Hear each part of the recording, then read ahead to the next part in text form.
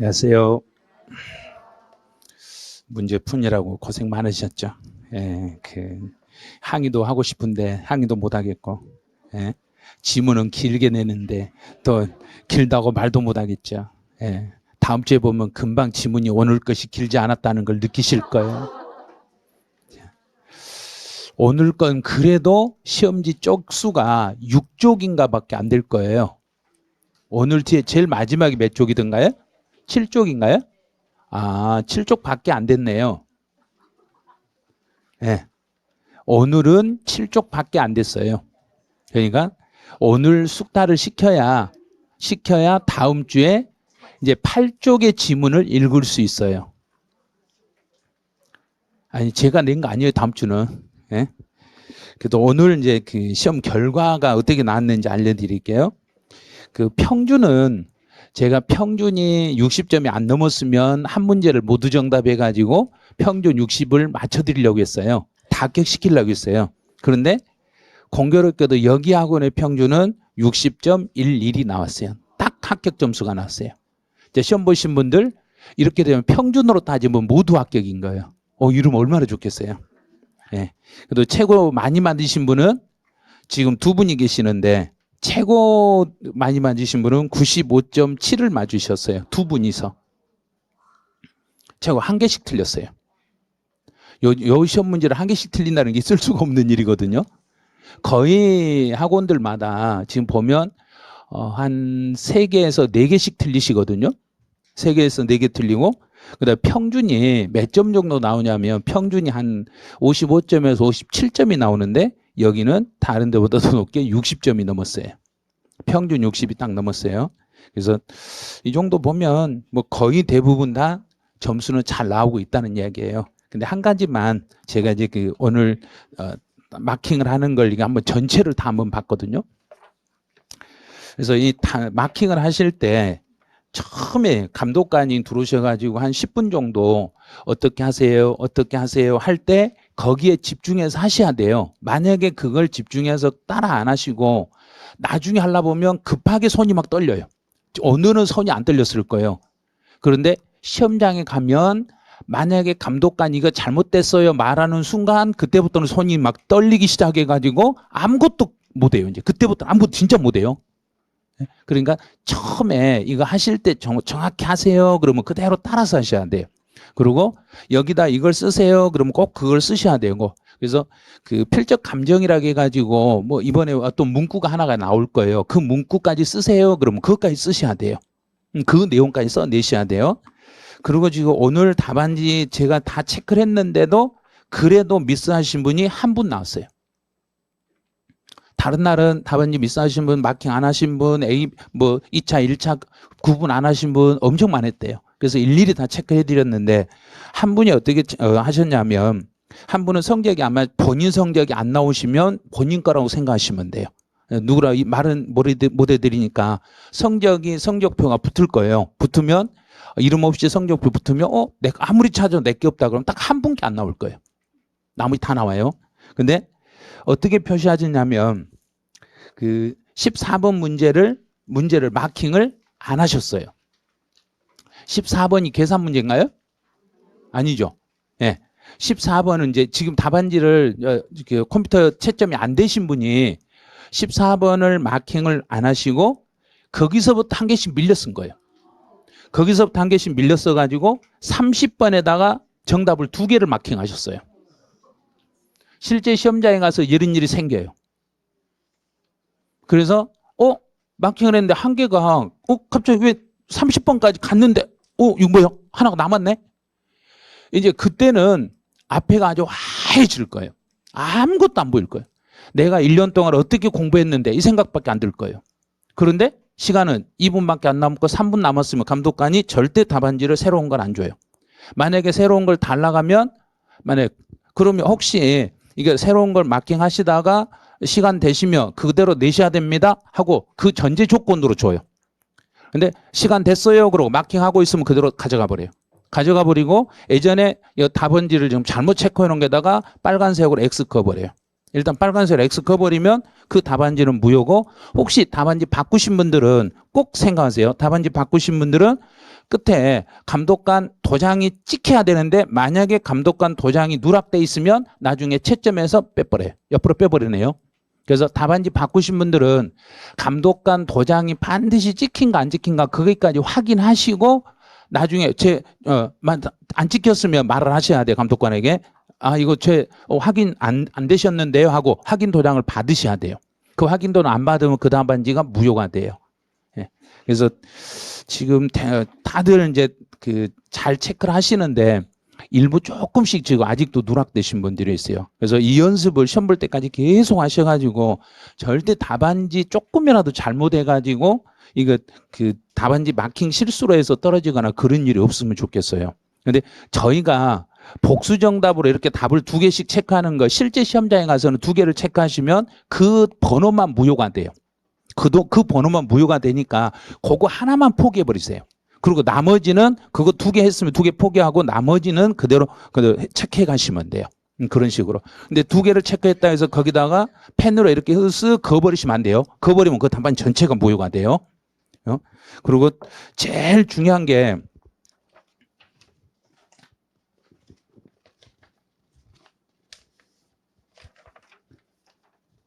여기 있죠. 여기 판독기요. 이게 판독기거든요. 여기에 혹시라도 수성 사인펜으로 잘못해가 여기다 살짝 이렇게 그어버리시면 안 돼요. 여기 수성 사인펜으로 여기를 그어버리는 순간 판독기가 이 답안지 채점을 못 해요. 그러니까 혹시 그어졌으면 감독관에 꼭 바꿔달라고 하셔야 돼요. 그건 화이트로 지워도 안 돼요. 그 부분은 시험 답안지를 바꾸셔야 되니까 꼭 거기 혹시라도 이렇게 마킹이 잘못돼 버렸거나 그랬을 때 꼭 답안지 바꾸셔가지고 다시 마킹을 해주신 게 좋을 거예요. 자, 이제 해설 한번 해보죠. 해설하는데 제가 지금 이 결과표를 가지고 있어요.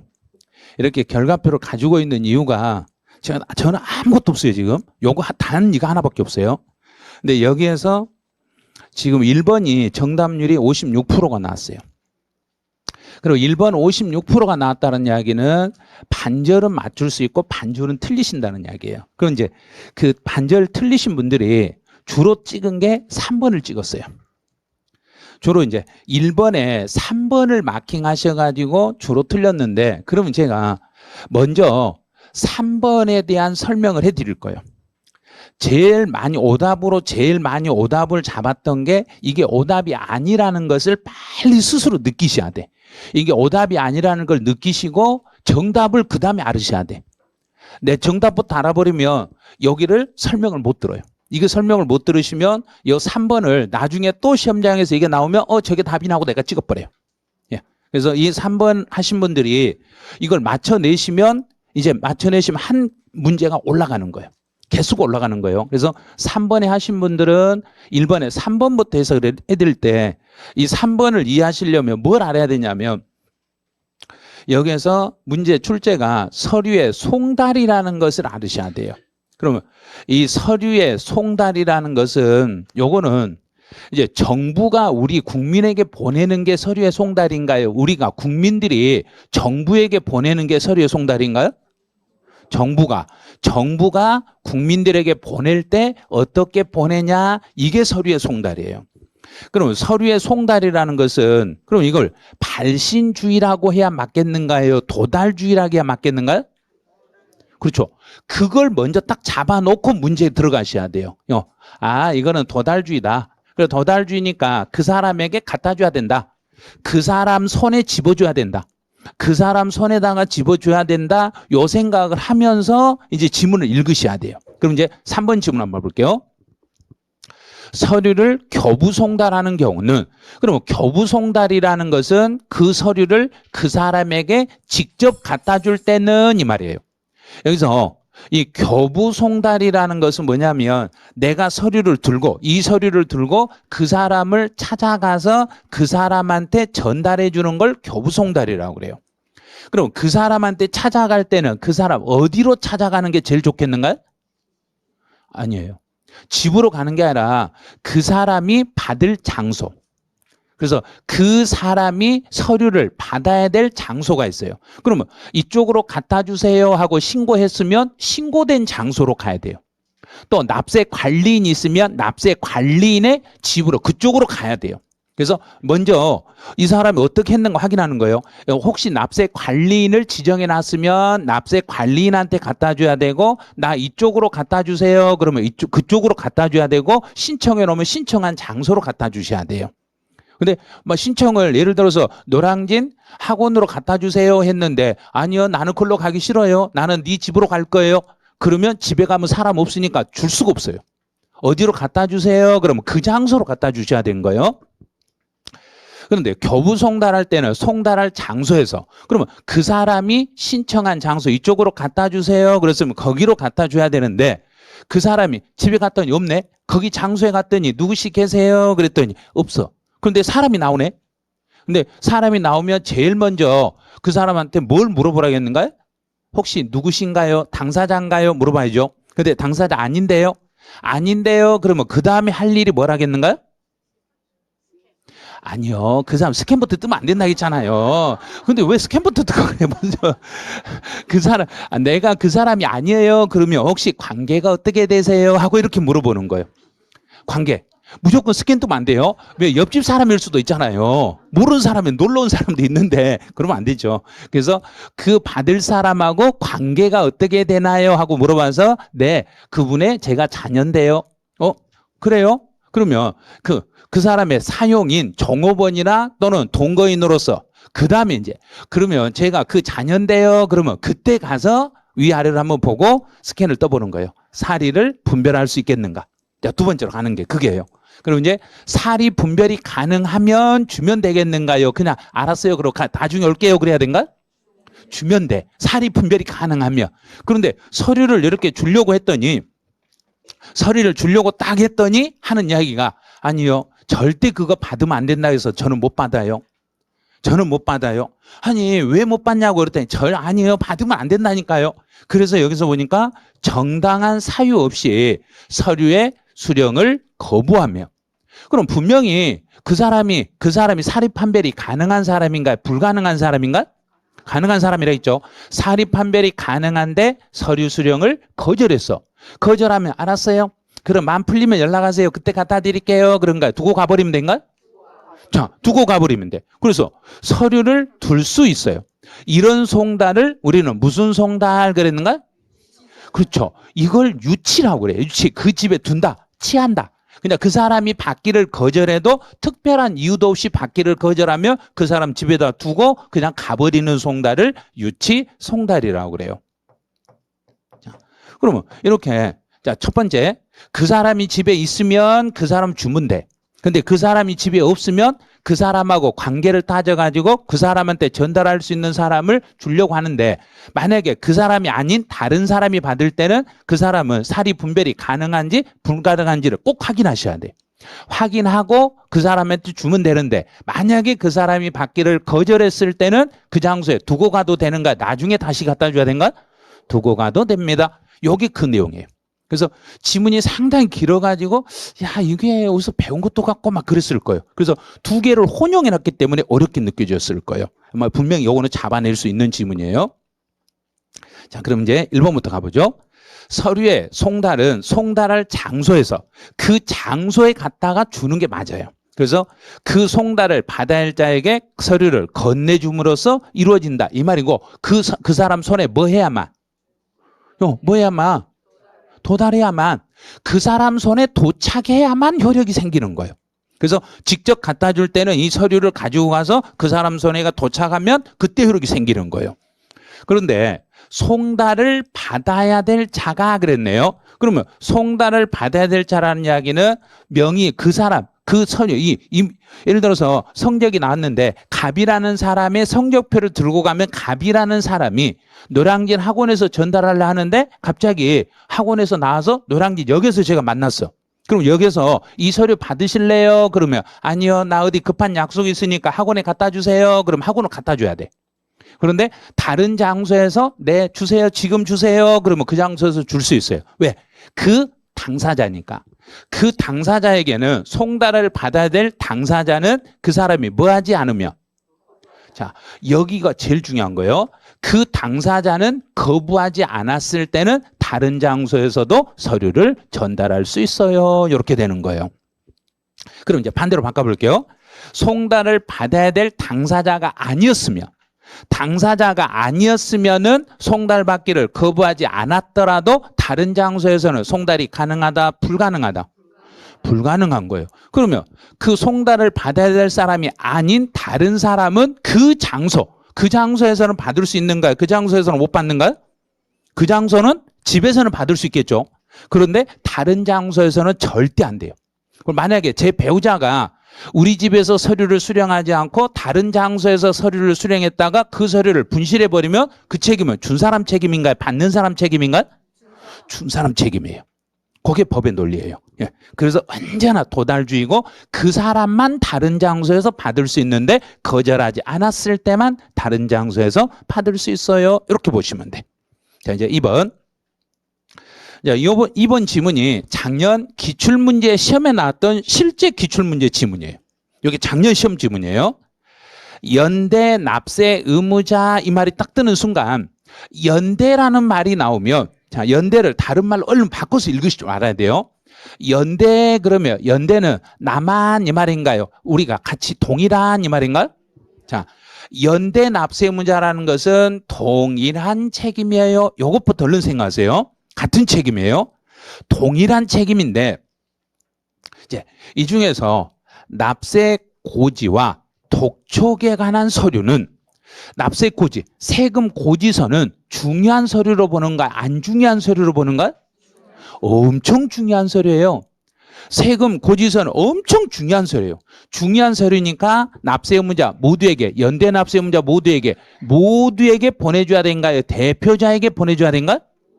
모두에게. 그래서 대표자를, 이게 틀린 거예요. 자, 그래서 여기서 주의할 게 일반 서류는, 자, 연대 납세 의무자에게 보낼 때 일반 서류는 대표자에게 보내면 돼요. 일반 서류, 안 중요한 서류는 대표자에게만 전달하시고 대표자가 없으면 그중에 전달하기 유리한 사람에게 보내주면 돼요. 여기하고 똑같이요. 안 중요한 서류는 대표자를 명의인으로 하고 대표자가 없을 때는 그 세금 받기 편한 사람에게 그냥 아무나에게 해도 돼요. 그런데 세금 고지와 독촉에 관한 서류는 엄청 중요한 서류이기 때문에 연대 납세 의무자 모두에게 각각 송달을 하셔야 돼요. 그럼 납세 세금 고지서는, 예를 들어서 오늘 시험 이제 통역 문제 우리 시험 봤죠? 시험 보는데 이 시험지는 중요한가 안 중요한가요? 중요하죠. 중요하니까 여기 대표자에게만 주면 되겠는가? 모두에게 줘야 되는가? 모두에게 다른 시험지를 줘야 되는가? 똑같은 시험지를 줘야 되는가? 똑같은, 바로 그게 연대 책임이란 이야기예요. 그래서 오늘 성적이 60점 안 나왔으면 우리는 무슨 책임인가요? 연대 책임인 거예요. 그렇죠. 60점 넘었으니까 천만다행으로 연대 책임으로 살아났다는 이야기예요. 다른 분 때문에 내가 살아난 분도 지금 계실 거예요. 평균 60점이 넘었는데 나 때문에 못 넘었으면 같이 연대 책임을 졌어야 돼요. 그래서 그 연대라는 말을 딱 생각하세요. 진짜 중요한 서류는 모두가 같이 책임을 지고 모두가 다 알아야 된가요? 혼자만 알아야 된가? 다 알아야 된다. 이게 작년 시험 문제예요. 그러면 안 중요한 서류는 연대 책임이라 해도 다 알아야 된다는 이야기인가? 대표자만 알아도 된다는 이야기인가? 대표자만 알아도 된다는 이야기예요. 자, 요거는 작년에 시험에 나왔기 때문에 올해 시험에서 다시 답으로 나올 리는 없어요. 그런데 작년 시험 문제 기출지문 해석했는 걸 확인하기 위해서 요 지문을 답으로 유도시켜 드린 거예요. 그래서 2번이 답이에요. 자, 이제 4번 지문 가보죠. 자, 올해 저 같으면 올해는 여기를 시험에 답으로 낼 거예요. 이렇게 계속 이야기를 했어요. 근데 지금 4번에다 답을 하신 분도 상당히 많은 분이 있어요. 4번에 답을 하신 분도 있는데 4번에 답을 하신 분이 혹시 있으면 생각을 바꾸세요. 어떻게 바꾸냐면 저는 세무공무원 만나기 싫으니까 제 이메일로 보내주세요. 자, 이메일로 보내주세요. 그럼 얼른 생각해요. 여기다 답을 하시면 빨리 생각하세요. 이메일로 보내줘요. 그럼 이메일로 보내주면은 내가 확인해야 효력인가? 들어오면 효력인가? 꼭 그거 생각하세요. 이메일은 내가 보내달라고 했으니까 내 이메일로 넣어주면 되는 거지 그 사람이 확인할 때까지 기다리는 거 아니에요. 그러면 이제 전자송달이라는 말이 나오면 어느 이메일을 생각하세요. 고지서가 이메일로 들어왔을 때는 뭐 될 때 그러면 된가요?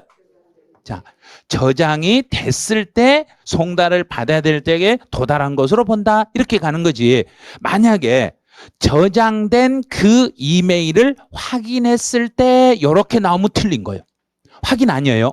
확인했을 때로 가는 게 아니라 이메일에 들어오면 이렇게만 하시면 돼. 들어오기만 하면 되는 거예요.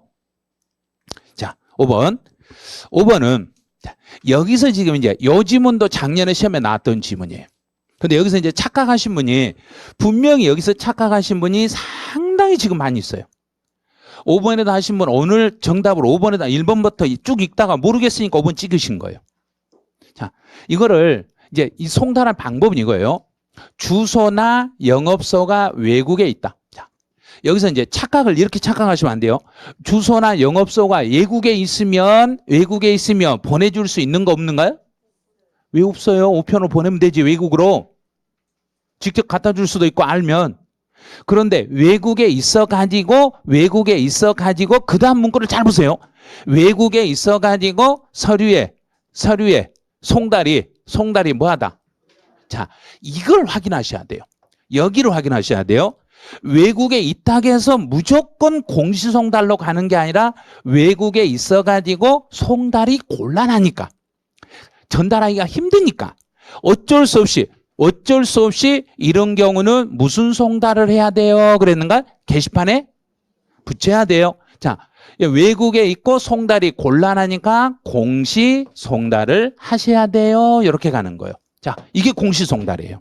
그럼 공시 송달은 게시판에 붙였어요. 게시판에 딱 붙여놓고 며칠이 지나야만 효력이 생깁니다. 그랬는가? 14일. 세법은 14일. 14일이 지나면 그 사람이 안 봐도 본 걸로 되겠습니다. 이렇게 되는 거예요. 작년에 14일 요게 시험에 나왔어요. 그런데 민법은 요게 2주로 돼 있어요. 민법은 2주예요. 2주. 민법은 2주, 세법은 14일이에요. 그럼 2주나 14일이나 그건가요? 아니면 다른가요? 뭘 달라요? 2주가 14일인데. 이렇게 따지는 분이 있어요. 아니 14일이나 2주나 같은 건데 왜 그러냐고 자꾸 따져. 아니요. 그게 왜 다르냐면 민법은 단위 표시를 주 단위로 표시한 거예요. 1주, 2주 주 단위로 표시했고 세법은 일 단위로 표시했으니까 단위 표시 방법이 다르기 때문에 반드시 세법은 14일이라고 하셔야 돼요. 2주로 하시면 안 돼요. 그래서 14일이 지나야만 효력이 발생합니다. 이렇게 되는 거예요. 자, 1번은 이제 요 정도 했으면 1번 문제 틀리시면 혹시라도 서류 송달이 단독 문제로 나왔을 때는 분명히 이제 맞춰내셔야 돼요. 요 정도만. 자, 그럼 이제 우편으로 보낼 때 간단히 참고만 해드릴게요. 우체국을 통해서 보낼 때는 안 중요한 서류는 등기로 보내는 게 좋겠는가? 그냥 일반 우편으로 보내는 게 좋겠는가? 일반 우편. 근데 중요한 것은 등기. 근데 중요하다는 것은 무슨 고지서는? 납세 고지서, 세금 고지서는 무슨 우편으로 보내야 되고 등기 우편으로 보내는 게 원칙입니다. 그런데 금액이 얼마 안 되거나 그냥 이 정도는 안 중요하다 그러면 그때는 그냥 일반 우편으로 보내도 상관은 없어요. 근데 거의 대부분 고지서 같은 건 등기로 보내셔야 돼요. 자, 문제 2번 가보죠. 자, 문제 2번은 정답률이 25% 나왔어요. 이게 어쩜 이렇게 정답이 안 나온지 모르겠어요. 근데 아주 고루고루 1번, 2번, 5번에다 아주 고루고루 찍었어요. 1번, 2번, 5번에다가 너무나 고루고루. 참, 요게 실제 시험 수준이거든요. 요게 실제 시험 문제예요. 요게. 근데 이걸 맞춰내야. 그래서 요즘 최근에 2차 합격률이 전체 2차 합격률이 지금 최년 5년치 통계를 내보면 평균 28% 나와요. 그럼 딱 요 문제 내면 딱 맞아요. 이게 25% 나왔으니까. 다 우리 시험 수준이 요 문제를 풀 수 있으면 합격하시고 요 문제를 못 풀어버리면 한 문제는 날아가고 그런 거예요. 그러니까 요런 수준 아무것도 아닌데 말장난에 넘어간 거예요. 자, 1번부터 가볼게요. 여기는. 자, 소득세에서 성립, 요거는, 소득세 성립? 이제 시험 끝나면 생각이 나. 뭘 생각나냐면, 소득세 성립 하나, 둘, 셋, 넷. 계속 이렇게 했던 거. 자, 첫 번째, 예정, 확정, 중간해납, 원천징수. 4개 나오죠? 그러면 요 4개 중에서, 한 지문을 낼 거예요. 그랬는데 한 지문 냈잖아요. 자, 그러면 예정부터 가보죠. 예정 신고는 몇 개월 단위니까? 1개월. 자, 예정은 1개월 단위니까 언제 성립하고 그 달의 말일. 자, 확정 신고는 1년. 1년이니까 과세 기간이 끝났을 때. 이게 기억이 안 나면 그냥 1년이 끝났을 때 그래 버리면 돼. 그 1년이 과세 기간이니까. 그다음에 중간 해납은 몇 개월이니까? 6개월. 그럼 어떻게 하면 되고? 6개월이 끝났을 때. 그럼 여기서 6개월은 언제부터 언제까지 6개월을 하는 거고? 1월 1일부터 6월 30일. 그럼 6개월이 끝이니까 6월 30일이 되는 거예요. 그 다음에 이제 원천징수. 원천징수예요. 그러면 생각할 때 다른 거 다 기억을 못 해야 돼. 원천징수는 내가 복권에 당첨된 사람인가요? 은행이라 하겠는가? 은행. 은행이 복권 당첨자에게 돈을 뭐 하면서? 지급하면서 세금 떼어버린 거. 그럼 여기서는 지급하는 때 이것만 생각하면 돼. 그래서 무조건 원천징수 그러면 은행이라고 생각하냐. 원천징수하는 당사자는 은행이 복권 당첨받은 사람에게 복권 당첨금을 주면서 지급할 때 세금을 떼어버리는 거. 그러면 원천징수는 지방세 무슨 징수하고 똑같아요? 그랬는가? 그렇죠. 특별징수.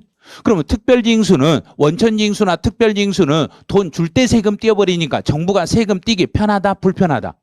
편하다. 그래서 특별징수 나오면 뒤에 용어는 뭔만 보고 푼다? 편의사. 이렇게 그냥 계속 그걸 생각을 해내셔야 돼요. 지금은 조금이라도 이걸 시험 문제를 어떻게 풀어야지 하고 지금 틀려도 좋으니까요. 지금은 틀려도 좋아요. 이걸 실제 시험장에 가서 안 틀리도록 어떻게 반복을 해놔야 되는가 그걸 알으셔야 돼요. 소득세에서 성립이 나오면 무조건 4개를 얼른 생각해. 예정신고, 확정신고, 중간내납, 원천징수.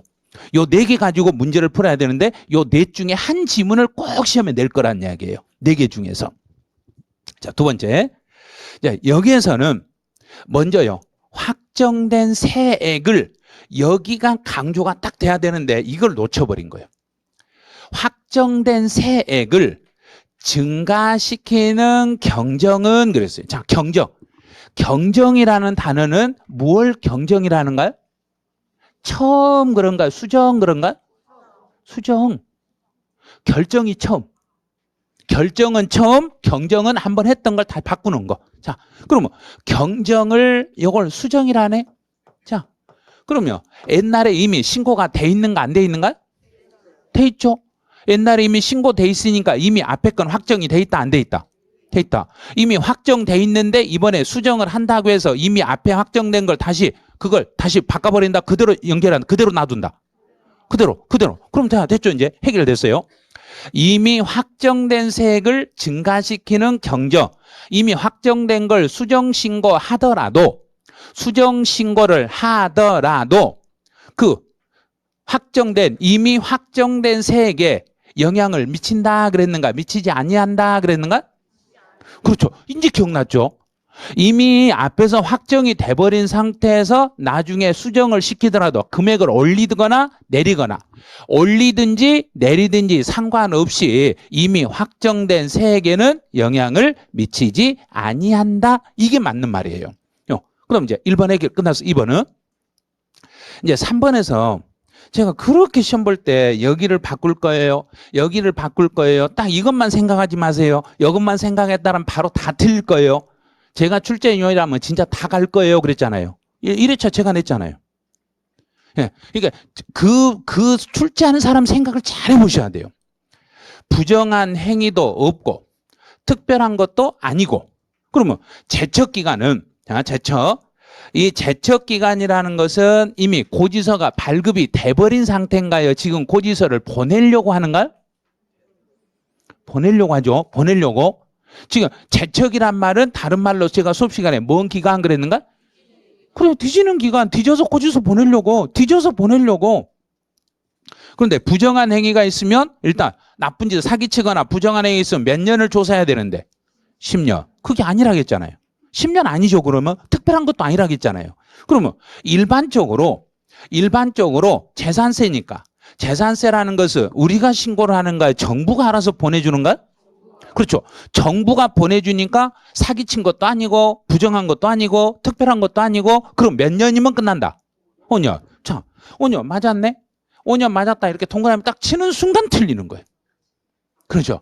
그런데 이제 여기서 뭘 생각을 하셨냐면 언제나 제척기간의 기산일은 자 여기 제척기간의 기산일 시작점 그러면 조사의 시작점에서 신고 납부 세목의 조사의 시작점과 보통 징수의 조사의 시작점 이제 여기까지 왔으면 아 내가 틀렸구나 이걸 알아버리시면 그러면 이제 본 시험장에 가서는 이제 안 틀리세요. 자 제척기간은 신고 납부 세금은 언제까지 기다렸다가 조사를 들어가야 된가요? 신고 기한까지. 야, 신고 기한까지는 기다려야죠. 그 사람이 신고의 기한까지는 신고할 수 있으니까 기다렸다가 그 다음 날부터 이렇게 조사가 되는 거예요. 신고 기한의 다음 날부터 조사를 해. 그런데 보통 징수 세목들은 기다렸다 조사 들어간다 그랬는가요? 바로 준비 그러면 조사해 버린다 했는가요? 준비. 자, 그럼 우리 준비라는 단어 두 글자로 뭐라 했는가? 성립. 이제 기억났죠? 시험 끝나고 집에 가서 아 이거 틀렸네. 바로 답을 보는 순간 아차 하고 생각나는 거예요. 자, 보통 징수는 납세, 의무, 성립일 여기서부터 조사를 바로 시작합니다. 그렇게 강조했던 지문이었네요. 그래서 납부 기한의 다음 날부터 여기서부터 조사를 들어간 게 아니라 납세 의무의 성립일부터 여기서부터 바로 조사를 시작하겠습니다. 그래요. 그럼 2번 틀렸네요. 아 3번이 틀렸네요. 알고 보니까 그렇게 어려운 문제도 아니었네요. 그렇게 어려운 문제 아니었어요. 이제 동그라미 5번은 이제 소멸시효네요. 소멸시효라는 것은 이미 고지서가 발급되고 이 말인가? 아직은 안 되고 이 말인가? 자, 소멸시효하고 제척기간은 두 개를 생각하세요. 제척기간은 정부가 지금 고지서를 보내려고 그 사람이 숨겨놓은 걸 찾는 거예요. 찾아서 고지서를 보내려고 하는 게 제척기간. 소멸시효는 이미 그 사람한테 고지서를 보내놓고 야 돈 내놔 돈 주라고 너 언제까지 돈 줄 거요 돈 주라고 요구하는 시간을 소멸시효. 그러면 소멸시효는 이미 집에 고지서가 도착이 돼 있는가 안 돼 있는가? 되어 있어요. 그렇죠. 고지서가 이미 되어 있는 상태에서 고지서에 그러면 금액이 얼마라고 찍혔다 안 찍혔다? 찍혔죠. 그렇죠. 그런데 이제 여기서 봐야 될 건 요거요. 요게 국세냐 지방세냐에 따라서 금액이 달라져. 국세는 기준금액을 얼마를 기점으로 해서 5년, 10년 나눴던가요? 5억. 그렇죠. 자, 5억 이상이니까. 5억이 넘었으니까 몇 년 동안 돈 줘 그런가요? 10년. 10년 동안 돈 줘 그러죠. 근데 5억이 안 되면 5년. 자, 국세니까. 5억을 기준으로 해서 5억이 넘어가면 10년, 5억이 넘지 않으면 5년 이렇게 끝나. 그런데 만약에 여기가 지방세예요. 그러면 그때는 앞에가 5억이 아니라 5천이 넘으면 10년, 5천이 안 되면 5년. 똑같아요. 그거는. 그래서 5억이냐 5천이냐는 국세냐 지방세냐로 이렇게 나눠지는 거예요. 자, 5번은 올해 기한 후 신고 문제는 반드시 지문이 나온다고 했는데 여기다 답을 하신 분들은 조금 생각을 하세요. 기한 후 신고서를 제출받은 제출받았네. 자, 그러면 이 기한 후 신고는 뭘 제일 먼저 알아야 되냐면 기한 후 신고를 하면 확정은 된다 그랬는가? 확정은 안 된다 그랬는가? 안 해요? 안 된다는 거 알았잖아요. 근데 왜 틀려요, 이거를? 아니, 기한 후 신고는 확정이 안 되니까 내가 신고해도 세무서에서 다시 세금을 결정 통지해준다, 안 해준다? 해준다. 해줘야죠. 내가 신고하는 게 안 됐으니까. 내가 신고한 걸 정부가 그래, 너 약속 시간 늦게 왔으니까 너 받아는 주는데 내 마음속에서 넌 친구도 아니다. 이렇게 그거 버려라 했잖아요. 그럼 세무서에서 나중에 신고서가 들어오면 신고서 자체를 안 받는다, 받아는 준다. 받아는 주는데 그 신고서에 기록된 금액을 그대로 인정한다, 인정하지 않는다. 인정하지 않는다. 인정 안 하니까 신고서 들어왔으니까 빨리 조사해서 알려줘야 된가, 천천히 해줘야 된가, 빨리. 그러면 신고일로부터 몇 개월 안에? 3개월. 그렇죠. 3개월 이내에 결정해서 통지를 해줘야죠. 세금을 결정해서 통지해 주셔야 돼. 그래서 여기서 이제 알아야 될 게 몇 개 더 설명해 드릴게요. 기한 후 신고라는 건 확정의 효력이 없어. 확정의 효력이 없으니까 세액의 결정은 내가 한다는 이야기인가 정부가 한다는 이야기인가? 그렇죠. 정부가 하는 거예요. 정부에서 결정해서 통지하는데 신고 받고 나서 몇 개월 안에 결정 통지해줘라. 3개월. 올해 공인회계사 시험에서는 그걸 2개월로 냈어요. 이게 올해 공인회계사 시험에서는 이게 답으로 나왔어요. 이 부분이 정답으로 유도됐어요. 우리는 이제 3개월이 아니라 확정이 되냐 안 되냐 이런 걸로 한번 물어볼 확률이 커요. 그런데 세액의 결정은 정부가 하지만 내가 기한 후 신고를 기한이 넘었더라도 빨리 신고를 해주면 대신에 가산세 물릴 것 그 가산세를 조금은 깎아준다 그랬는가 안 깎아준다 그랬는가? 깎아준다. 단 1개월 안에 하면 몇 프로 깎아주고? 50%. 1개월에서 3개월 사이 하면 30%. 3개월에서 6개월 사이 하면 20% 깎아드립니다. 요 정도는 다 가산세까지 연결해 주셔야 돼요. 자, 그럼 이제 요 문제도 이제 2회차에서 좀 유사한 문제로 나오면 이제는 풀어내셔야 돼요. 2회차, 3회차, 4회차에 유사한 문제로 또 나올 거예요. 이렇게 틀릴 줄 알고 계속 문제를 만들어놨어요. 이거는 이미 틀릴 줄 알고 계속 문제 만들어져 있으니까 다시 연습을 하셔야 돼요. 이제 3번은 이제 가산세 문제는 완전히 해년마다 시험 볼 때마다 문제 하나씩 나와요. 그래서 지금 이제 정답률이 86% 정도 나왔는데 아직도 여기 정답을 1번과 4번과 5번에다 답을 하신 분들이 조금 계세요. 자, 그럼 이제 오답으로 했던 분들이 어느 부분을 내가 어디를 잘못 봤는가? 자, 요걸 잘못 봤는지, 여기를 잘못 보고 풀었는지, 틀린 걸로 골라버렸는지, 만약에 옳은 걸 고르라겠는데 틀린 걸로 골랐을 때는 시험에 맞출 확률이 좀 생길 거예요. 그런데 아직까지 요 내용 안에 있는 내용을 잘 몰라서 틀렸다. 그러면 정확히 설명을 들으셔야 돼요. 자, 가산세라는 것은 언제 물리는가? 그러면 가산세는 왜 물려요? 그게 지금 기억번이에요. 가산세는 무엇을 제대로 안 했으니까 가산세를 물리는가? 딱 두 글자. 그렇죠. 다른 글 한 개도 보지 말라 했잖아요. 시험 볼 때. 의무라는 요 단어만 보라고 했잖아요. 그럼 의무를 제대로 이행했으면 가산세를 물리는가? 이행을 안 했으니까 물리겠는가? 안 했으니까. 그러면 안 했으니까 가산세를 물리면서 너 나중에도 하지 말아라 그 소리인가? 나중에는 잘해라 그 소리인가? 잘해라. 너 잘 안 하면 또 이렇게 가산세 벌 준다. 예? 오늘은 60점 넘었으니까 그냥 넘어가는데 60점 안 넘으면 이제 벌 받는 다 집에 못 간다. 전체 단체로 못 간다. 막 이런 식으로 벌을 주는 거예요. 예? 그래서 납세 의무자가 의무를 이행하지 아니한데 그런데 정당한 사유가 있다. 아, 이거 정당하다? 그러면 아니 60점이 못 넘었는데 정당한 이유가 있는가요? 없죠.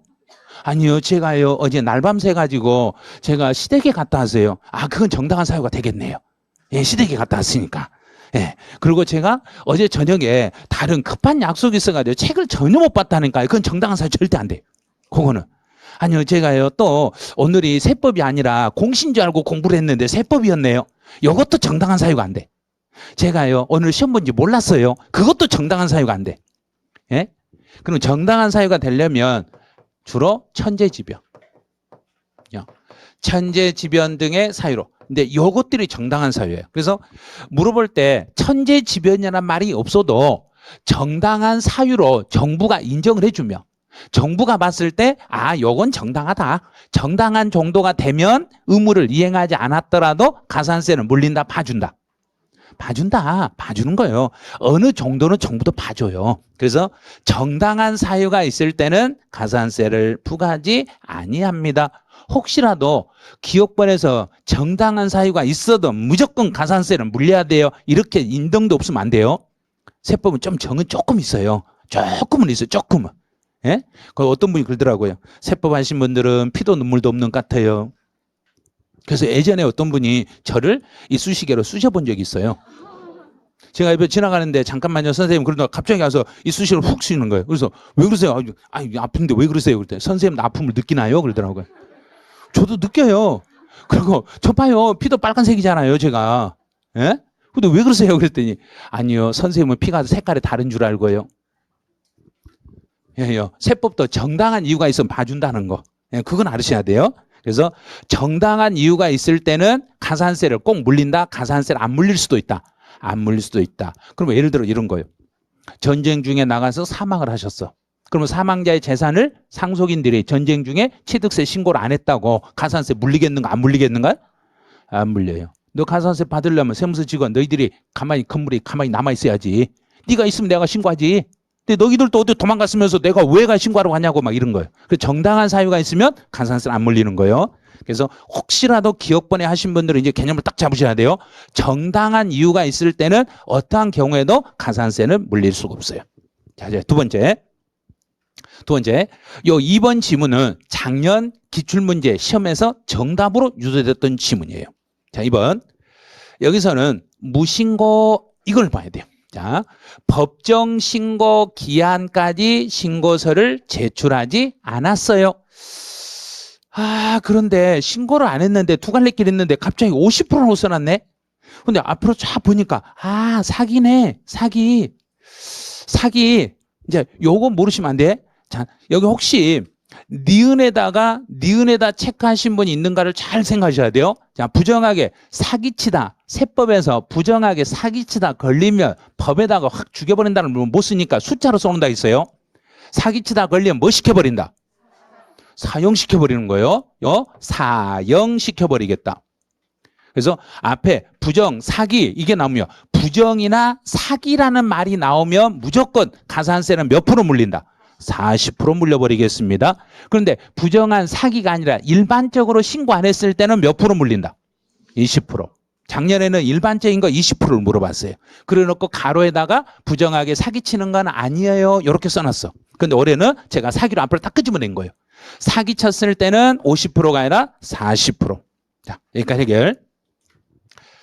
그 다음 이제 요 디귿번 지문이 제일 중요한 지문이라고 계속 강조해뒀던 지문이에요. 디귿을 놓쳐버리면 답을 절대 못 찾아요. 자, 이제 가산세라는 것은 본래 세금을 경감해주면 앞에서 세금을 깎아줄 때 가산세도 깎아준다 그랬는가? 가산세는 경감을 안 된다 그랬는가? 안 돼. 절대 안 돼요. 본래 세금을 감면한다고 해서 가산세는 그 감면 대상에 포함한다 그래야 된가? 포함하면 안 된다 그래야 된가? 안 된다 이렇게 되는 거예요. 왜 안 되냐면 본래 세금을 경감을 하고 난 다음에 가산세를 더하는 거예요. 뺄 것 다 빼고 난 다음에 가산세를 더하기 때문에 본래 세금을 깎아준다고 해서 가산세까지도 같이 깎아주거나 그런 건 없어요. 그런 거예요. 자, 이제 니을번. 니을번에서는 다른 지문은 안 보셔도 되는데 이것만 보세요. 자, 소송. 지금 소송을 진행 중에 있어. 소송 진행 중에 있으니까 내가 이기겠는가? 내가 지겠는가요? 왜 몰라요? 자, 그럼요. 니을번에다 절대 답을 하면 안 되겠죠? 니을 들어간 거? 여기서 옳은 걸 찾아라 그랬으니까 니을 같은 게 딱 나오면 니을 나오면 소송 그러면 과소 나왔어요. 이렇게 과소. 자, 과소 나왔죠? 과소 나오면 이 과소했다고 해서 나한테 벌을 준다 안 준다? 안 준다. 그럼 소송 나오고 과소하면 벌 주지? 아니한다. 오, 맞았네. 이런 식으로. 다른 지문 다 필요한 거. 소송, 과소 안 한다. 끝. 이런 식으로. 이렇게 읽으면 풀리는데 이걸 막 해석을 나가시면 안 돼요. 그래서 과소 신고했을 때는 소송 중에 과소했더라도 내가 벌을 받지 않는다. 이렇게 가는 거예요. 그러면 정답은 몇 번에 정답이 있는가? 2번에 정답이 있죠. 요거는 지금 정답률이 86%가 나왔기 때문에 나머지 분들도 다 맞출 수 있는 문제이기 때문에 정확하게 지금 알려드린 거예요. 지금 맞추신 분들은 또 맞추는데 지금 아직 해결이 안 되신 분들을 위해서 정확하게 그걸 이해를 하셔야 돼요. 지금 다시 여기서 틀린 거 다시 한번 봐드릴게요. 사기친다. 그럼 부정하게 사기치면 몇 프로 그래야 된가? 40%. 사기치면 사형시켜버린다. 이렇게 생각하세요. 그 다음에 본래 세금을 깎아준다고 해서 가산세도 깎아준다 안 깎아준다? 안 깎아준다. 그런데 아니요 저는요 책에서 여기를요 국세라고 봤는데 지방세라고 나와서 헷갈렸어요. 이러시면 안 돼요. 국세를 감면하든 지방세를 감면하든 본래 세금을 감면할 때 가산세는 그 감면 대상에 들어간다, 안 들어간다? 안 들어간다. 국세든 지방세든 상관없어요. 국세든 지방세든 아무런 상관이 없습니다. 그런 거예요. 자, 문제 4번. 자, 이게 왜 이 문제가 정답률이 한 55%, 56% 이것밖에 안 나오는지 모르겠어요. 다른 데도 이만큼 나왔어요. 정답 57%밖에 안 나왔어요. 이거 그렇게 어렵지 않는데 법정 기일 전에 설정했어요. 자, 이것만 분석하면 돼요. 법정 기일이라는 게 뭔지, 법정 기일이 뭔지만 생각해 볼게요. 자, 법정 기일이라는 것은 법에서 어떤 재산을 강제로 매각했을 때 매각된 대금에서 분배받을 때 법에서 정한 세금 분배의 우선이 되는 날을 법정 기일이라고 그래요. 그럼 법정 기일보다 먼저 설정했으니까 설정이 먼저 가져가는가, 세금이 먼저 가져가는가? 설정이. 원래는 설정이죠. 자, 그럼 이거예요. 자, 법정 기일 이전에 설정을 이렇게 하면, 자, 1번 순위는 설정이 먼저 가져가. 2번 순위는 세금이 뒤로 밀려. 이렇게 밀려요. 그러면 여기서 물어보는 거 뭐냐면 이거예요. 설정이, 자, 이 말이 설정이라는 건 알으셔야 돼요. 담보된 채권을 이걸 설정으로 얼른 읽을 줄 알아야 돼요. 이게 읽어지면 문제가 풀리시는 거예요. 담보된 채권이 설정이에요. 자, 담보된 채권이 설정이에요.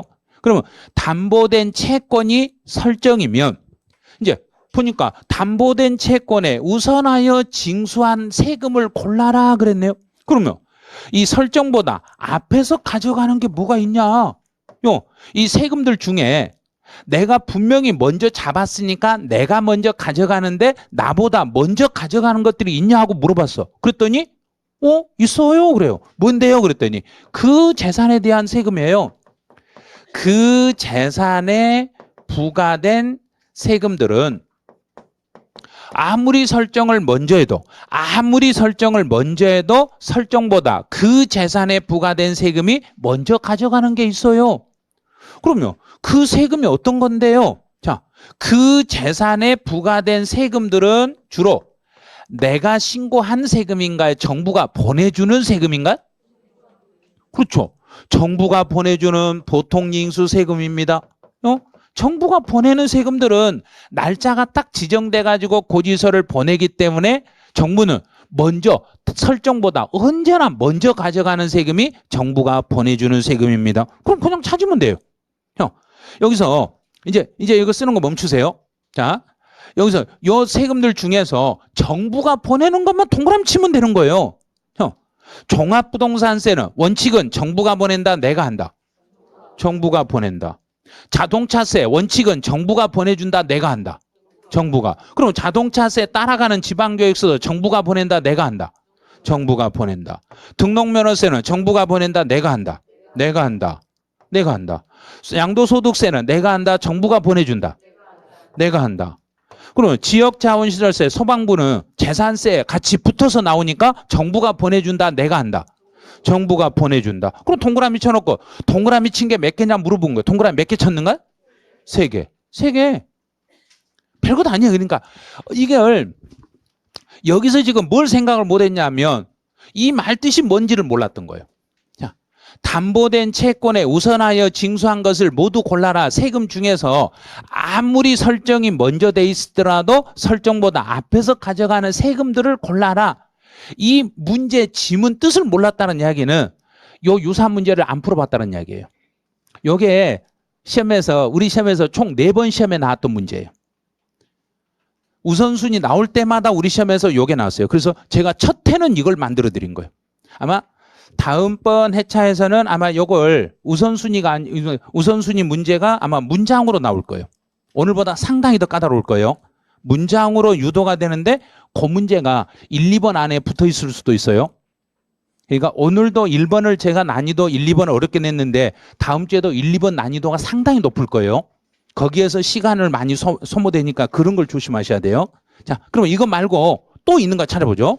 자, 그 재산에 부과된 세금은 종합부동산세, 자동차세 부과되는 지방교육세, 소방분 지역자원시설세 있는데 여기 말고 또 나오는 게 재산세. 재산세도 있죠. 또 재산세에 부과되는 지방교육세도 있죠. 그 다음에 국세 중에 무슨 세와 무슨 세가 있는가?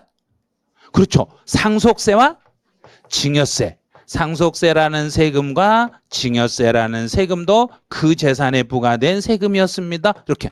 그래서 혹시 4번 문제 틀리신 분들은 반드시 요약집 찾아가지고 그 재산에 부과된 세금들을 꼭 오늘 익히셔야 돼요.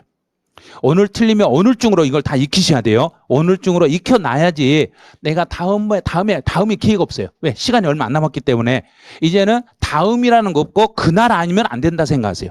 오늘 해결 끝내고 내일 또 시험 볼 준비해야 되니까 틀린 거 복습을 꼭 그날 안에 다 하셔야 돼요. 이제부터는. 자, 이제 5번. 5번 문제는 취득세가 과세될 수 있는 것을 모두 골라라 그랬어요. 자, 이 문제를 지금 모두 정답 처리를 해드릴까 했어요. 그래서 지금 이 문제를 2번에다 하신 분들도 답을 맞다고 하셔도 돼요. 본인들이 2번에 하신 분도 맞다고 하시고 여기는 5번을 사실은 5번을 모두 정답 처리하려고 그랬어요. 이게 약간 미스가 돼가지고 문구 하나 자체를 잘못 체크를 해버렸기 때문에 여기가 전부 정답 처리를 하려고 지금 했던 거예요. 자, 그러면 왜 그랬는가 이유를 설명해 드릴게요. 허가를 받지 아니하고 건축하는 건축물이네요. 그럼 건축물은 허가를 받아야만 세금을 물리는가요? 무허가도 세금 물리는가요? 그렇죠. 사실상 취득에 대해서 취득세를 물리니까 이것도 과세가 되는 거예요. 자, 두 번째. 법인이 개인의 부동산을 현물 출자로 그러면 여기서는 부동산이네. 부동산. 그럼 부동산은 취득세 대상인데 내 부동산을 법인이 현물로 가져갔으니까 법인 입장에서는 유상승계 취득으로 과세가 돼야 돼요. 유상승계 취득으로 과세돼야 돼요. 그 다음에 수용 재결로 취득한 경우 등 과세 대상 이미 존재하는 상태에서 다시 원시 취득. 여기서 원시라는 말 자체가 여기에 지금 잘못 들어가 버린 거예요. 원시라는 말이 들어가면 안 되는데 원시라고 써버렸기 때문에 어떻게 되냐면 수용 재결로 취득한 경우에도 이것도 다시 과세는 해요. 다시 과세를 하는데 원시 취득으로 봐서 과세하는 게 아니라 여기는 이름이 승계 취득으로 봐서 과세를 해요. 승계 취득으로. 그러니까 디귿번도 세금을 안 물리는 건 아니에요. 물려요. 물리기는 물리는데 원시로 취득이란 말 자체가 아니라 여기서는 이미 존재하는 상태에서 다시 취득하는 경우 이렇게 썼어야 되는데 원시란 말을 써버려가지고 이게 문구가 이상하게 돼버린 거예요. 그래서 이것도 세금은 물려요. 세금은 물리는데 원시 취득이란 말은 아예 있을 수가 없는 말이에요. 이 말 자체가 안 되니까 혹시 시험장에서 이런 지문이 원시라고 나와버리면 요거는 그냥 모두 맞는 정답으로 처리하셔야 되고 그 다음에 혹시 문제에서 원시 취득 뒤에 수용 재결로 취득한 경우를 포함한다 그러면 그거는 맞았어요 그래야 되나 틀렸어요 그래야 된가? 자 다시 수용 재결로 취득한 경우는 이 경우는 무슨 취득으로 봐라 그랬는가? 승계 취득이니까 원시 취득 뒤에다 가로해가지고 수용 재결로 인한 취득을 포함합니다. 그러면 그건 원시란 야인가 원시가 아니란 야인가? 아닌데 원시라 했으니까 그 지문은 틀린 거예요. 그래서 원시 속에 수용 재결은 절대 들어가면 안 돼. 왜냐하면 수용 재결, 수용 당한 걸 다시 결정해서 다시 취득한 것이기 때문에 이미 있었던 걸 다시 하니까 승계 취득으로 가야 맞다는 이야기예요. 요게요. 그다음 니을번에 위자료를 부동산으로 받았어요. 그러면 위자료를 돈 대신에 부동산으로 받아버렸으니까 돈을 대신해서 부동산을 받았으니까 유상승계 취득으로 봐서 과세가 돼야 돼요. 자, 그래서 모두 과세가 되는 거예요. 그래서 요거는 요 문구는 사실은 제가 이거 의미 해석을 여기를 원시라는 말에 요거를 뺐어야 되는데 요걸 넣어버려 가지고 문제 지문이 좀 구성이 약간 잘못돼 버렸어요. 약간 잘못됐기 때문에 이재기가 들어오면 저거는 모두 정답 처리를 해줄 수밖에 없는 문제가 돼요. 그래서 지금 답안 체크는 5번으로 지금 체크가 돼 있는데 근데 5번을 했는데 그런데 그냥 다른 걸 했던 분도 틀린 문제 아니라고 생각하세요. 2번으로 돼 있었던가요? 여기는 2번은 돼 있는데 실제 답안을 마킹할 때 채점을 5번으로 채점돼 있어요. 답안이 정정돼서 채점이 돼 있어요. 예. 그래서 이거는 지금 5번은 모두 정답으로 인정을 하시는 게 좋을 거예요. 이 부분 문제는. 예. 자, 이제 6번. 6번은 취득세, 납세 의무자에 관한 설명으로 옳지 않는 걸 찾아봐라 그랬어요. 이제 옳지 않는 거. 그럼 외국인 소유의 취득세, 과세 물건 이렇게 딱 나오면 여기서는 수입하는 이 말만 보세요. 자, 수입. 외국인 물건을 우리나라로 가지고 들어올 때는 누구에게 세금 물려라 그랬는가? 자, 수입하는 자. 여기서부터는 문제가 쉬워요, 이제. 자, 두 번째 상속. 상속을 받았어요. 그러면 상속을 받았어요. 그러면 납세 의무자는 상속인 그러면 되죠. 상속인인데 일단 누군가가 사망했을 때 사망자의 자녀들은 모두 그래야 된가? 그 사람들이 모두 세금을 낸다고 봐야 된가? 그 중에 일부만 낸다고 봐야 된가? 모두. 그럼 이제 주된 상속자가 아니라 상속인 모두 이렇게 또는 각자 이렇게 가야 돼요. 그래서 2번이 잘못된 거예요. 상속인 각자로 가는데 만약에 그러면 여기서 이제 상속인 각자는 연대 책임이 있나요? 하고 물어보면 이 사람들은 연대 납세무가 있어요? 해야 된가요? 없어요? 그래야 된가? 자, 있어요. 이래야 돼. 없다면 안 돼요. 연대 책임 있어요. 이 사람들은. 그럼 이 상속인 모두에게 고지서가 각자 똑같은 고지서가 날아가겠는가요? 서로 다른 고지서가 날아가겠는가? 똑같은 고지서가 날아가겠어요? 이러시면 돼요. 이제 3번. 이제 6번에 3번에다 하신 분들이 조금 계시더라고요. 이제 3번에다 하신 분들은 여기만 보시면 돼요. 조합원용으로 취득했어요. 자, 이 부동산을 조합원용으로 취득했으니까 이 물건 주인은 누구란 이야기인가? 조합원이란 이야기예요. 그래서 조합원이 세금 내면 돼요. 조합원이 내면 돼요. 그래서 조합원용으로 취득했을 때는 조합원이 세금을 내주시면 돼요. 그 다음에 4번은 이제 여기 4번에 하신 분 한 분도 안 계셔야 돼요. 이게 작년 시험의 정답이거든요. 요 4번이 작년 시험의 정답이고 시험 볼 때마다 강의할 때마다 계속 강조했던 게 주체 구조부라는 말만 나오면 다른 지문은 절대로 읽으시면 안 돼요. 그중에서도 절대 읽으면 안 돼야 될 지문이 요 함께라는 단어는 절대 읽으시면 안 돼요. 이 함께라는 지문을 읽는 순간 오답으로 찍어버립니다. 거기다가. 그러니까 함께 혹 하면은 답을 틀려버리게 돼 있어요. 혹 하신 분은 아마 분명히 틀렸을 거예요. 이 함께라는 단어는 무시해버리고 주체, 구조부, 취득자 이 사람이 취득한 것으로 봐요. 이것만 생각하시라는 거.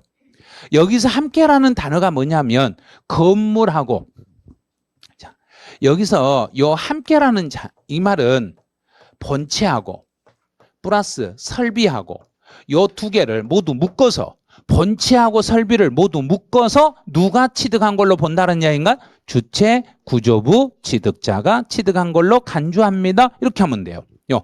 본체하고 설비를 모두 묶어서 누가 취득했어요? 그랬더니 주체, 구조부, 취득자 이 사람이 취득한 걸로 보고 이 사람한테 세금을 물리시면 돼요. 이제 지목을 변경했어요. 지목, 땅의 이름을 바꿨다는 이야기는 땅 주인이 바뀌었다는 이야기인가? 땅의 이름만 바뀌었다는 이야기인가? 이름만. 땅의 이름만 바뀌었으니까 지금 그 땅을 뭐 한 사람? 손에 들고 있는 사람, 소유한 사람, 요 소유자. 그런데 어느 시점에 소유자가 세금을 내야 돼요? 물어봤더니 변경 시점에 소유자를 납세 의무자로 하시겠어요? 이러시면 돼요. 이제 문제 7번. 문제 7번도 요것도 거의 정답률이 다른 데도 71% 나왔던데 여기도 똑같이 71% 나왔네요.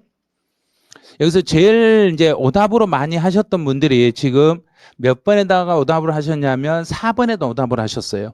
자, 그러면 취득세 과세 표준의 4번을 먼저 설명해 드릴게요. 자, 4번. 양도담보. 양도담보. 담보라는 것은 왜 담보를 제공하는가 봐보죠. 내가 담보를 제공하는 이유는 내가 뭐 하려고 담보를 제공하는가요? 돈 빌리려고 그러죠. 돈을 빌리려고. 그러면 잡고 있는 사람 입장에서는 담보를 잡고 있는 사람 입장에서는 어떤 금액만큼 담보로 잡겠는가? 빌려준 만큼. 빌려준 거. 빌려준 금액을 뭐라고 하면 되고? 채무에. 그러면 내가 빌린 사람 입장에서는 10억을 빌렸으니까 이 부동산에 담보로 100억을 잡히는가 10억을 잡히는가? 10억. 똑같죠. 그래서 채무액을 과세 표준화하는 거예요. 양도담보는 내가 빌린 돈 있잖아. 그 빌린 돈만큼 담보로 잡힐 거니까 채무액에 대해서 채무액을 과세 표준으로 할 건데 다만 그 채무액이 시가 인정액을 초과한다. 그러면 그 채무액이 시가 인정액을 초과하면 자, 둘 중에요. 이렇게 가요. 채무액하고 시가 인정액이 있으면은 여기서는 둘 중에 더 적은 금액으로 하는 거예요. 둘 중에 더 적은 걸로 가요.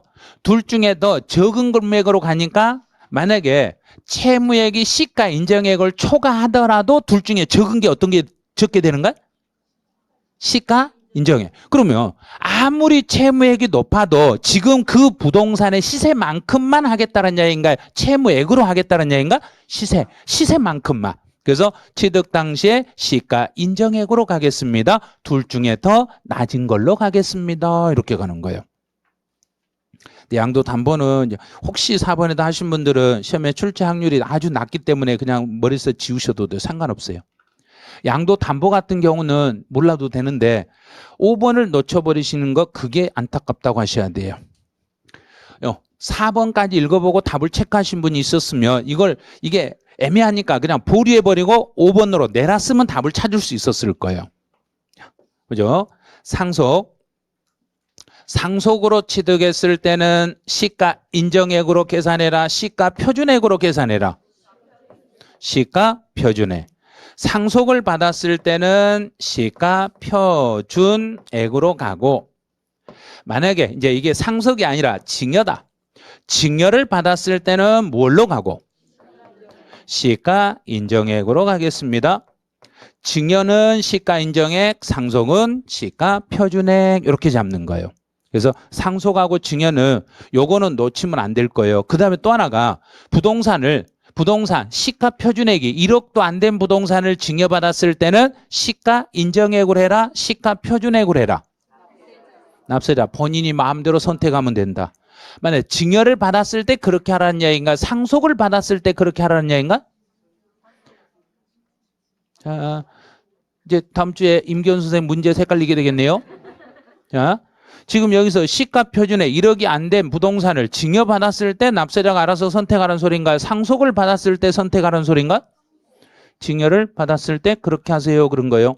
어차피 상속은 무조건 시가 표준액이에요. 상속은 시가 인정액 절대 안 돼요. 자, 여기서 했잖아요. 상속은 시가 인정액 절대 안 된다고. 근데 다음 주에 또 둘 중에 상속을 받았는데 요 둘 중에 하나를 납세자가 선택해요. 그러면 말도 안 되는 소리예요. 어떤 일이 있어도 상속을 받았을 때는 시가 인정액은 절대 안 돼요. 상속을 받았을 때는 시가 인정액은 절대 안 되고 상속은 무조건 시가 표준액. 증여를 받았을 때는 시가 인정액으로 가는데 단 금액이 1억도 안 되는 걸 증여받았을 때는 시가 인정액으로 가든지 시가 표준액으로 가든지 납세자가 알아서 선택하시면 되겠습니다. 그럼 이제 5번은 틀렸네요. 자, 그럼 이제 1번부터 다시 가보죠. 이제 여기서는 자, 법인이 아닌 자가 건물을 건축했어요. 자, 건축 그러면 그냥 아주 쉽게 건물 신축했어요. 신축했어요. 이렇게 생각하세요. 건물을 신축했어요. 이 말은 지금 내가 건물을 새로 지었어요. 공사했어요. 공사를 했어요. 이 말이에요.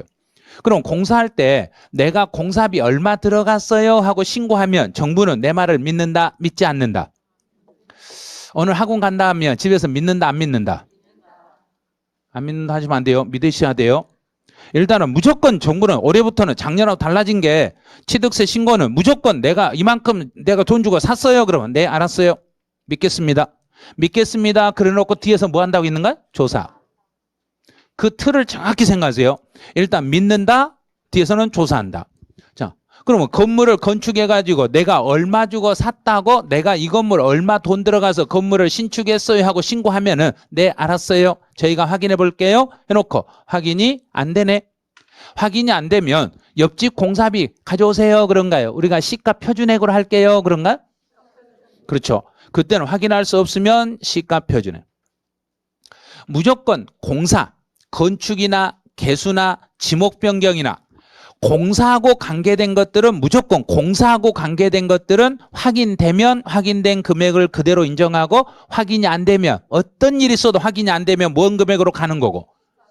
시가 표준액으로 가는 거예요. 확인 안 되면 시가 표준액, 확인되면은 확인된 금액 그대로 인정해줘요. 올해부터 법이 바뀌어서 그래요.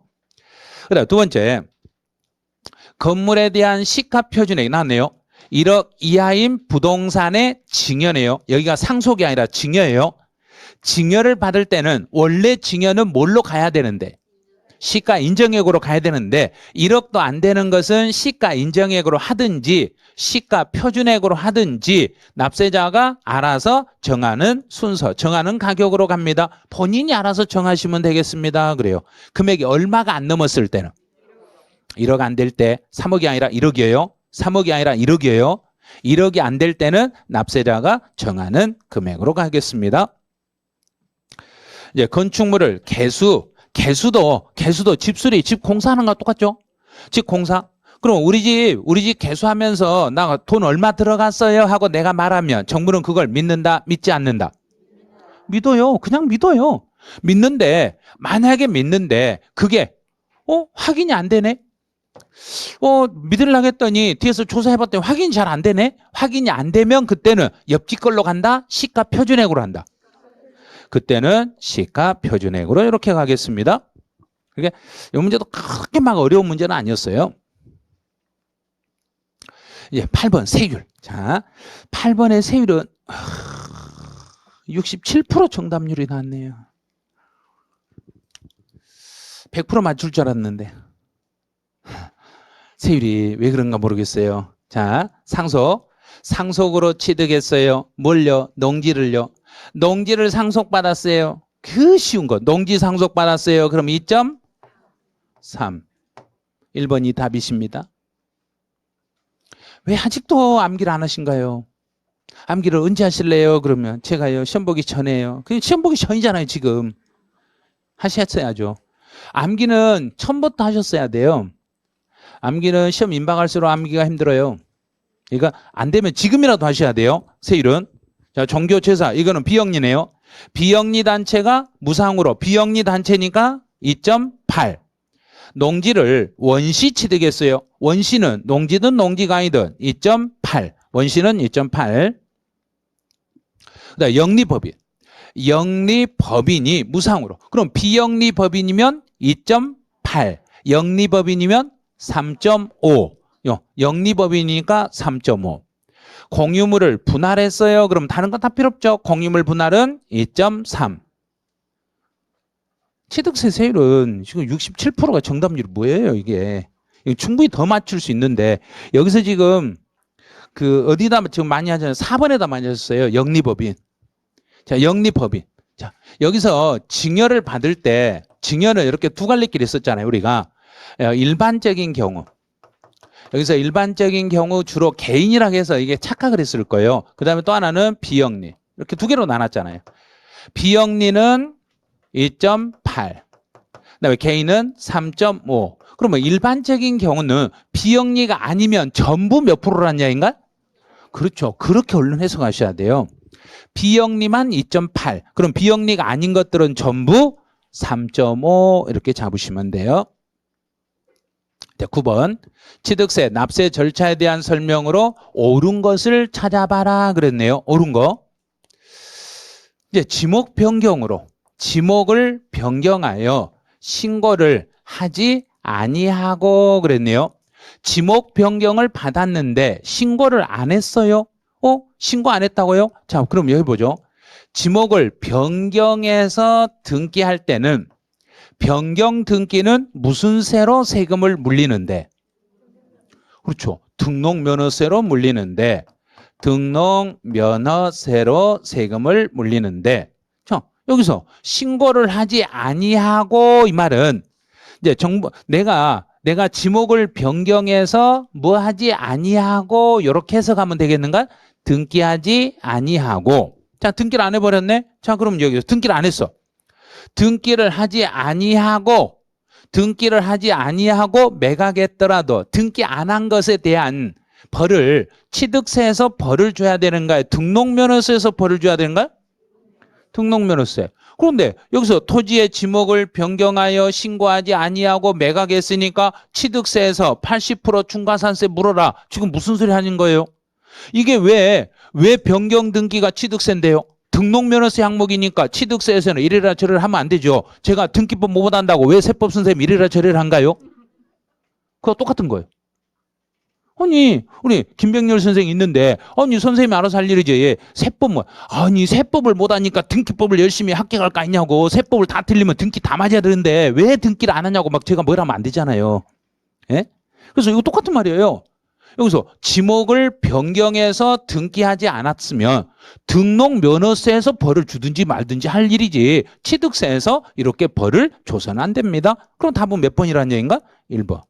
1번 틀렸잖아요. 그러니까 1번은 틀렸잖아요. 그런데 여기 보니까 옳은 거예요. 그런데 여기다 답을 딱 체크해버렸어. 지금 1번에다 체크하신 분 있어요? 자, 9번에 1번에 체크하신 분 있는데 이걸 틀린 거라고 생각하고 1번에다 이렇게 쉬운 거 하고 딱 체크해버린 분이 계신다는 이야기예요. 분명히 있었을 거예요. 지금. 너무나 잘 알고 있는 내용이니까. 너무나 이거 징수한다. 아니지. 이건 X지. 그럼 1번 답이네 하고 넘어가 버려. 근데 나중에 보니까 옳은 거네. 내가 아는데. 자, 이런 실수가 있으시면 안 돼요. 자, 문제 풀 때 그러니까 실수도 그 시험 볼 때 2.5가 실수면 2.5가 까지는 거예요. 근데 이런 걸 정확히 이제 분석을 해냈어. 변경 등기는 취득세가 아니라 등록면허세 항목이었기 때문에 등기를 안 하고 등기를 하지 아니하고 신고하지 아니하고 매각해도 취득세에서는 벌을 줄 수가 없다. 이 지문이 작년 기출문제 지문이에요. 이게 작년 시험에 나왔던 지문이에요. 자, 두 번째. 2번 지문은 작년 기출문제에서 등록면허세 쪽에서 문제가 출제됐어요. 채권자가 나를 대신해서 취득세 신고 납부할 수 없다, 있다. 만약에 채권자가 나를 대신해서 취득세 신고 납부하면 나에게 어떻게 통보해라 그랬는가? 즉시 통보해라. 작년 시험이 여기를 냈어요. 즉시 그 사실을 통보해줘라. 여기를 작년에 시험을 냈어요. 이것도 등록면허세에서. 그래서 올해는 취득세 쪽으로 살짝 틀어놓은 거예요. 그리고 2번은 올바른 지문이네요. 그래서 옳은 걸 이렇게 쉬운 게 답이 2번에 있었다는 이야기예요. 그런데 9번에 정답률이 81%밖에 안 나왔어요. 그 말은 1번에다 오답을 찍어버리신 분이 있어서 그래요.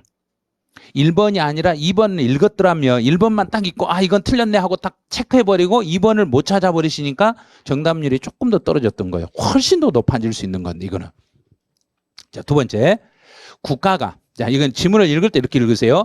국가가 매각하며 다른 다 국가니까 다 읽을 필요 없어요. 일일이. 국가가 뭔가를 매각하면 그 다음에 매각일로부터 며칠 이내에 그 사실을 통보하고 60일이 아니라 30일. 자, 30일 이내에 통보합니다. 그래서 혹시라도 이제 9번에 지금 3번에 하신 분들이 몇 분 계시는데 자, 국가가 물건을 팔았어. 자, 국가가 물건을 팔았을 때는 이게 국가 물건이라고 봐요. 내가 국가인데 국가가 이 물건을 팔면 이걸 팔았다는 사실을 그 사람이 사간 사람이 취득세 신고하기 전에 알려줘야 된가 신고한 후에 알려줘야 된가? 전에. 그러면 사간 사람은 취득일로부터 며칠 안에 신고를 해야 되니까 60일. 그래서 60일보다 먼저 알려줘야 되는 거예요. 그래서 60일보다 빠르게 30일 이내에 통보합니다. 이게 5년 전 기출문제예요. 이것도 한번 시험에 나왔던 적이 있어요. 자, 동그라미 4번. 4번은 이제 작년 양도소득세 시험 문제 지문을 취득세 쪽으로 바꿔 놓은 거예요. 여기서는 신고를 하지 아니했어요. 신고를 아예 안 했네. 그런데 가로를 봤더니 부정한 걸 포함하여 그런가? 부정한 거 빼고 그랬는가? 빼고. 부정한 거 빼고. 앞에서는 부정이면 몇 프로 그랬는가? 40%. 그럼 부정한 거 빼고 무신고니까 이제는 몇 프로? 20%입니다. 이렇게. 자, 5번. 5번은 올해 제가 시험에 나오면 이 5번 지문이 아마 시험에는 출제될 거예요. 가산세로 나오면 5번은 시험에 나올 거예요. 그랬어요. 자, 시가 인정액으로 신고한 후에 나중에 수정신고를 하더라도 한 번 앞에서 시가 인정액으로 신고하고 나중에 수정신고 하더라도 다시 과소신고 가산세는 부과한다, 부과하지 않는다. 부과하지 않는다. 이렇게. 이 정도. 이제 10번이 취득세 비과세 문제네요. 비과세 문제는 시험에 꼭 한 문제씩 나오는데 이런 문제는 너무 쉬워요. 단순해요. 단순하니까 문제를 푸실 때 누가 취득했고 또 상황이 주어진 걸 간략하게 해석하셔야 돼요. 국가가 취득하며 그럼 우리 정부가 취득하면 세금 물리지 않는다. 외국 정부가 취득해도 세금 물리지 않는다. 단 외국 정부가 우리에게 세금 물리며 우리도 가만히 있는다. 우리도 물려버린다. 우리도 물려버린다. 자, 세 번째 이제 신탁 재산 나왔네요. 이제 신탁 재산이 나오면 누구하고 관계에서는 세금을 안 물린다. 위탁자와 수탁자. 위탁자, 수탁자 왔다 갔다 하는 건 세금 안 물리지만 조합과 조합원, 조합과 비조합원 간에 이렇게 왔다 갔다 하는 것은 이렇게 조합에서 조합원이나 비조합원의 부동산을 거래한 건 요거 세금 안 물린다? 물린다. 요건 물린다. 그런데 부과하지 아니한다 그랬으니까 틀렸네요. 이런 것들은 조합에서 조합원의 부동산이나 조합에서 비조합원의 부동산을 거래하는 건 과세 대상이다. 그럼 3번 답이네요. 이제 공동주택의 개수라고 나오면 여기는 두 갈래 함정이 두 갈래길이 들어있으니까 먼저 공동주택을 수리했을 때는 금액이 얼마가 넘지 않아야 되고 9억. 자, 9억. 시가 표준에 9억이 넘지 않으며 9억이 넘지 않는 공동주택을 개수했을 때는 취득세를 부과하지 아니한데 단서 가로 항목 자 가로에 있는 거 체크해야 돼요. 가로에 있는 거 단 9억이 넘지 않아도 누구는 어떤 경우는 다시 과세로 돌아가고 자 꼭 확인하셔야 돼요. 대수선은 제외합니다. 요거 꼭 확인하셔야 돼요. 그다음 이제 5번에 임시라는 단어가 나왔을 때는 몇 년 기준을 빨리 찾고 1년. 자, 1년을 초과하면 과세. 자, 뒤에 끝에가 1년을 초과했으니까 세금을 물리는 거고 그러면 다만 앞에는 1년이 넘었다는 야인가 안 넘었다는 야인가? 뒤에가 1년 넘었다고 했으니까 뒤에 다만 1년 넘었을 때는 과세예요. 그러면 다만 앞에는 1년이 안 넘었어요. 1년이 안 넘었으니까 세금은 안 물려요. 근데 임시사용 건축물을 1년이 넘지 않으면 세금 안 물리는데 여기서도 꼭 확인할 것. 가로에 누구는 빼고요 그래야 된가? 사치성은 빼고요. 그러면 사치성 재산은 1년이 넘어야 과세한다는 얘기인가? 안 넘어도 과세한다는 얘기인가? 안 넘어도 과세를 하겠습니다. 이렇게 가는 거예요. 자, 이렇게 해서 이제 10번까지 취득세까지 봤어요. 자, 취득세까지 보고 11번부터 이제 등록면허세예요. 그럼 여기서부터 잠깐만 쉬었다가 다시 진행을 하죠.